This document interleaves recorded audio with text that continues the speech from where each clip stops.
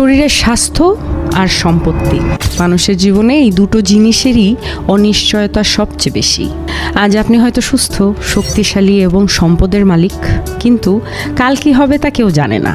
তাই শরীরের জোর কিংবা সম্পদের প্রাচুর্য নিয়ে গর্ব করা আসলে নিজের অজান্তে পতনের পথ তৈরি করা। শরীরের শক্তি চিরস্থায়ী নয়, আমরা সবাই জানি। তবুও সেই শরীরের শক্তি নিয়েই দিনের পর দিন বড়াই করে যাই। এক মুহূর্তেই আপনি অসুস্থ হয়ে পড়তে পারেন। দামি হাসপাতালের বিছানায় থেকেও সুস্থতার নিশ্চয়তা আপনাকে কেউ দিতে পারবে না। আবার সম্পত্তি ও অর্থও খুব ক্ষণস্থায়ী। ব্যবসার লোকসান, প্রাকৃতিক দুর্যোগ বা সামান্য একটি দুর্ঘটনাই মুহূর্তে সব কেড়ে নিতে পারে। দারিদ্রতা কখনো কাউকে বলে আসে না।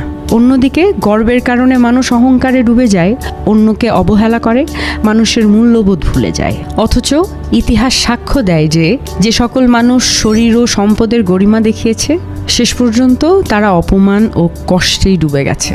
তাই শিক্ষণীয় বিষয় হলো মানুষকে তার চরিত্র, জ্ঞান, মানবিকতা ও আচরণের জন্য মূল্যায়ন করা উচিত। শরীরের শক্তি বা সম্পদের পরিমাণ দিয়ে নয়। নম্রতা ও বিনয় মানুষকে সম্মানিত করে, আর গর্ব মানুষকে পতনের দিকে ঠেলে দেয়। শরীর ও সম্পত্তি সাময়িক সম্পদ, যা যে কোনো সময় হাতছাড়া হতে পারে। তাই এগুলো নিয়ে গর্ব নয়, বরং সৃষ্টিকর্তার কাছে কৃতজ্ঞতা প্রকাশ করুন এবং মানুষের কল্যাণে সে সমস্ত কিছু ব্যবহার করাই হোক আপনার জীবনের আসল শিক্ষা।